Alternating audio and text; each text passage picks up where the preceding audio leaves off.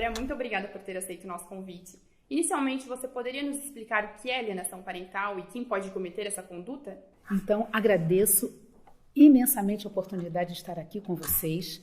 Um tema incrivelmente importante e grave que já acontece há muito tempo, mas somente em 2010 é que foi sancionada a lei da alienação parental, comumente chamada de AP. Essa lei ela veio para, entre aspas, satisfazer um pouco os anseios das situações que acontecem no ambiente familiar. O que é uma alienação parental? Inclusive, o seu conceito está contido no artigo 2º da Lei da Alienação Parental, em 2010. Então, é a indução, é a promoção dos genitores em relação aos seus filhos, no objetivo de afastar, inibir, retirar do lar a convivência fraterna, amigável, o amor em que existe entre eles. E, na verdade, constitui hoje uma situação muito séria, porque as pessoas envolvidas, elas adoecem. E nesse adoecer familiar, o que acontece? A criança é que fica prejudicada nessa história. Então, são situações em que não só os genitores, mas os avós, ou as pessoas que detêm a vigilância, a guarda, o cuidado com essa criança, que faz com que dela se afaste ou a figura da mãe, ou a figura do pai, ou mesmo a figura dos avós. Então, são situações, são atos para denegrir, para afastar emocionalmente a figura ou paterna, ou materna, ou em relação àqueles que as crianças gostam e detêm ali, nutrem uma afetividade, uma afinidade. E, professora, você poderia nos dar alguns exemplos de situações em que a alienação parental ocorre? Sim, algumas situações são muito peculiares. Uma delas é mudar de domicílio sem falar nada para o outro. Então, há uma dissolução num casamento, numa união estável, numa relação. Então, dessa relação advém filhos e essa convivência com os filhos fica altamente prejudicada, altamente violada por essa situação de falsas memórias, de falsas ideias, de inverdades que um tem em relação ao outro.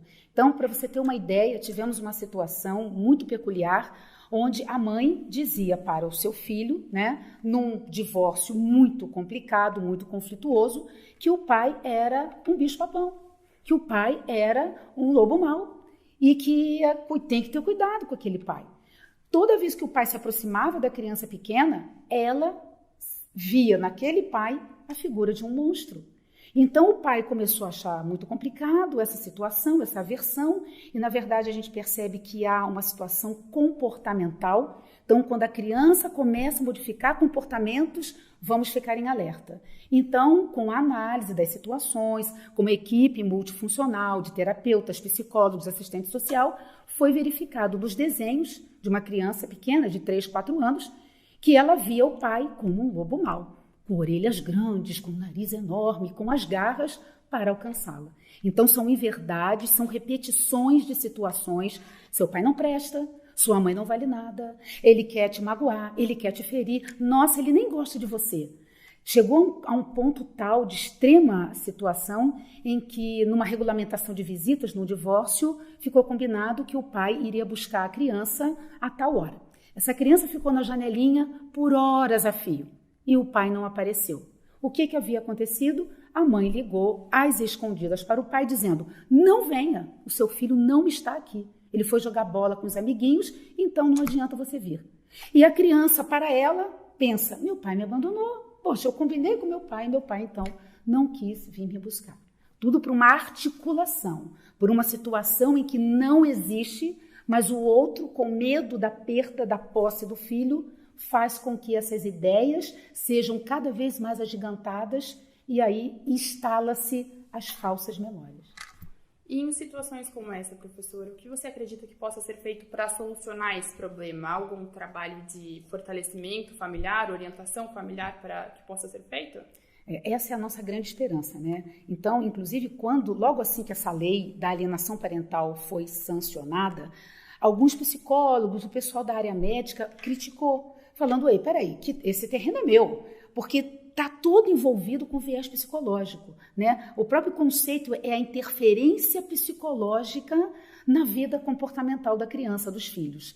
Então, nessa ordem, o que a gente costuma assim, trabalhar é uma forte medida na multifuncionalidade. Inclusive, as próprias situações do Código de Processo Civil, a lei que está vindo aí, e toda uma sensibilidade na área da pediatria, da psicologia, da assistente social, dos próprios advogados, operadores do direito, do juiz que está verificando aquele caso, do Ministério Público, ou seja, de todos os envolvidos, é a necessidade do diálogo, da conversa, da composição, de um acordo, ou seja, há necessidade de se pensar na criança.